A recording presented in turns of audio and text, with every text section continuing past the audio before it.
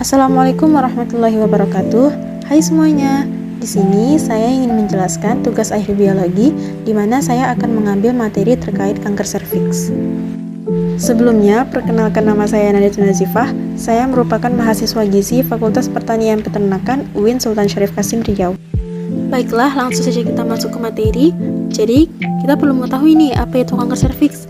Kanker serviks merupakan kanker yang terjadi pada serviks uterus, suatu daerah pada organ reproduksi wanita yang merupakan pintu masuk ke arah rahim yang terletak antara rahim dengan yang senggama.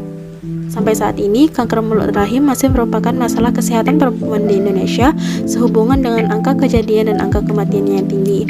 Selain kanker payudara, kanker serviks merupakan salah satu dari 2 jenis kanker yang banyak membunuh kaum perempuan di Indonesia. Menurut penelitian World Health Organization atau WHO, di seluruh dunia terdapat 490.000 kasus kanker serviks dan mengakibatkan 240.000 kematian tiap tahunnya, di mana 80% dari angka itu terjadi di Asia. Berdasarkan penelitian, sebesar 25,6% dari 10 jenis kanker pada perempuan adalah kanker serviks, sedangkan 73% dari 3.874 pasien kanker yang ada merupakan kanker pada kelamin perempuan. Selanjutnya, orang yang rentan terkena kanker serviks.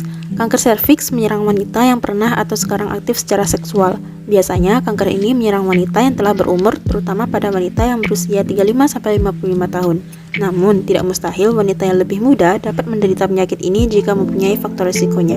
Wanita yang aktif secara seksual pada usia 20-35 tahun dan terinfeksi oleh human papilloma virus atau HPV akan menderita kanker serviks dalam periode waktu 10-20 tahun. Wanita yang menikah sebelum berusia 20 tahun berisiko terkena kanker serviks karena pada usia tersebut organ seksual belum siap untuk melakukan hubungan seksual pada usia dini. Akan tetapi, terlambat menikah juga merupakan faktor risiko kanker serviks karena golongan wanita ini akan terus-menerus mengalami ovulasi tanpa jeda sehingga rangsangan terhadap endometrium terjadi terus-menerus sehingga dapat membuat sel-sel endometrium berubah sifat menjadi kanker. Selanjutnya, faktor-faktor penyebab kanker serviks. Yang pertama adalah pembalut wanita.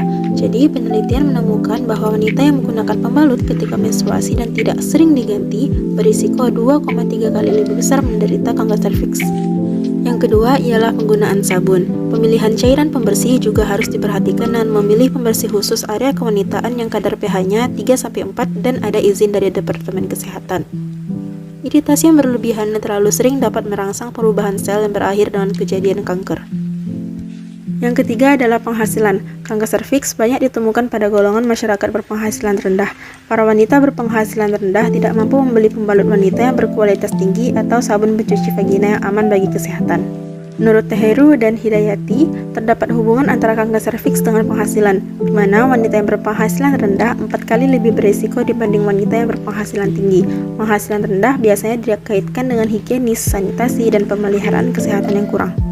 Yang keempat adalah hubungan seksual. Sesuai dengan etiologi infeksinya, wanita dengan partner seksual yang banyak dan wanita yang memulai hubungan seksual pada usia muda akan meningkatkan risiko terkena kanker serviks. Keduanya, baik usia saat pertama berhubungan maupun jumlah partner seksual adalah faktor risiko kuat untuk terjadinya kanker serviks. Yang kelima adalah karakteristik partner. Studi kasus kontrol menunjukkan bahwa pasien dengan kanker serviks lebih sering menjalani seks aktif dengan partner yang melakukan seks berulang kali. Yang keenam adalah human papilloma virus atau HPV. Karsinogenesis pada kanker serviks sudah dimulai sejak seseorang terinfeksi HPV yang merupakan faktor inisiator dari kanker serviks yang menyebabkan terjadinya gangguan sel serviks. Infeksi virus ini cenderung meningkat pada orang yang melakukan hubungan seksual dengan banyak pasangan. Yang ketujuh adalah merokok.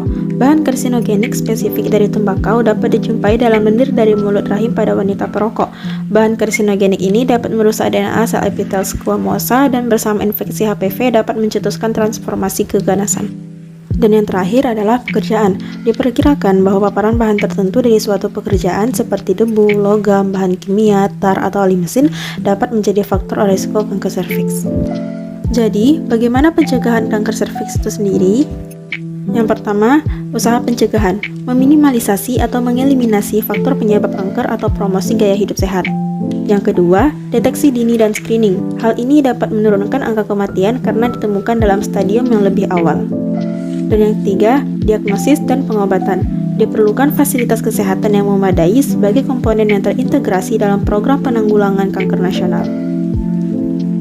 Juga terdapat pencegahan primer dan sekunder. Yang pertama, pencegahan primer. Di antaranya, menunda onset aktivitas seksual, penggunaan kontrasepsi barrier, dan penggunaan vaksinasi HPV. Dan yang kedua ada pencegahan sekunder, di antaranya pasien dengan resiko sedang. Hasil tes pap yang negatif sebanyak 3 kali berturut-turut dengan selisih waktu antar pemeriksaan 1 tahun dan atas petunjuk dokter sangat dianjurkan. Untuk pasien atau partner hubungan seksual yang level aktivitasnya tidak diketahui, dianjurkan untuk melakukan tes pap tiap tahun. Dan yang kedua ada pasien dengan resiko tinggi. Pasien yang memulai hubungan seksual saat usia kurang dari 18 tahun dan wanita yang mempunyai banyak partner atau multiple partner seharusnya melakukan tes pap tiap tahun dimulai dari onset seksual intercourse aktif. Interval sekarang ini dapat diturunkan menjadi setiap 6 bulan untuk pasien dengan resiko khusus seperti mereka yang mempunyai riwayat penyakit seksual berulang. Materi yang saya bawakan tadi saya ambil dari beberapa jurnal, yaitu sebagai berikut.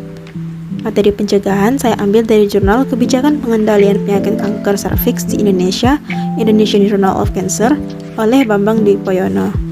Materi faktor penyebab dan pencegahan saya ambil dari jurnal Epidemiologi Kanker Serviks, Indonesian Journal of Cancer, oleh Imam Marsjidi. Dan materi latar belakang orang yang rentan terkena dan faktor penyebab saya ambil dari jurnal Faktor Resiko Kanker Serviks di Rumah Sakit Umum Pemerintah Dr. Wahidin Sudirohusodo Makassar, Sulawesi Selatan, Jurnal Kesehatan Masyarakat Nasional oleh Sri Syatriani. Terima kasih kepada teman-teman yang telah menyaksikan sampai akhir. Wassalamualaikum warahmatullahi wabarakatuh.